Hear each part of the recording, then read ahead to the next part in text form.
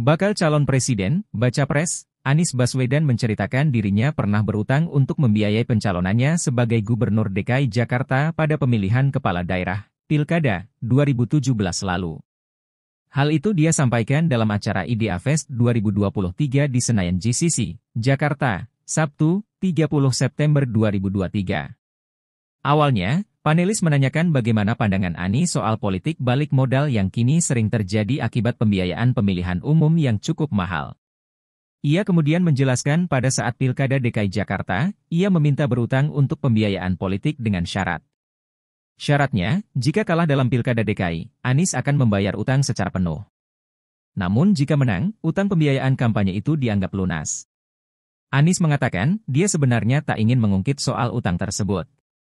Namun ia terpaksa harus menjelaskan karena ada dokumen piutang yang sempat dibocorkan di sosial media. Selain itu, dia menjelaskan utang tersebut untuk menunjukkan bahwa biaya politik di Indonesia saat ini cukup mahal dan harus diatur ulang. Isu soal utang Anies pada Pilkada DKI 2017 ini mencuat pada Februari 2023. Ketika itu, beredar dokumen perjanjian soal pembiayaan kampanye pasangan Anies Sandiaga.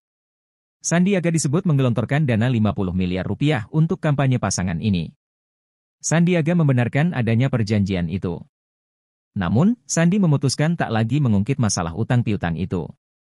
Sementara kubu Anies juga menyatakan utang itu dianggap lunas karena Anies Sandi akhir naik keluar sebagai pemenang. Bakal calon presiden, baca pres, Anies Baswedan menceritakan dirinya pernah berutang untuk membiayai pencalonannya sebagai Gubernur DKI Jakarta pada pemilihan kepala daerah, Pilkada, 2017 lalu. Hal itu dia sampaikan dalam acara IDEA Fest 2023 di Senayan GCC, Jakarta, Sabtu, 30 September 2023. Awalnya, panelis menanyakan bagaimana pandangan Anies soal politik balik modal yang kini sering terjadi akibat pembiayaan pemilihan umum yang cukup mahal. Ia kemudian menjelaskan pada saat Pilkada DKI Jakarta, ia meminta berutang untuk pembiayaan politik dengan syarat. Syaratnya, jika kalah dalam Pilkada DKI, Anies akan membayar utang secara penuh. Namun jika menang, utang pembiayaan kampanye itu dianggap lunas. Anies mengatakan, dia sebenarnya tak ingin mengungkit soal utang tersebut. Namun ia terpaksa harus menjelaskan karena ada dokumen piutang yang sempat dibocorkan di sosial media.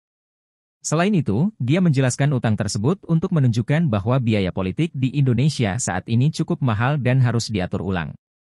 Isu soal utang Anies pada Pilkada DKI 2017 ini mencuat pada Februari 2023. Ketika itu, beredar dokumen perjanjian soal pembiayaan kampanye pasangan Anies Sandiaga. Sandiaga disebut menggelontorkan dana 50 miliar rupiah untuk kampanye pasangan ini. Sandiaga membenarkan adanya perjanjian itu. Namun, Sandi memutuskan tak lagi mengungkit masalah utang piutang itu. Sementara kubu Anies juga menyatakan utang itu dianggap lunas karena Anies Sandi akhir naik keluar sebagai pemenang.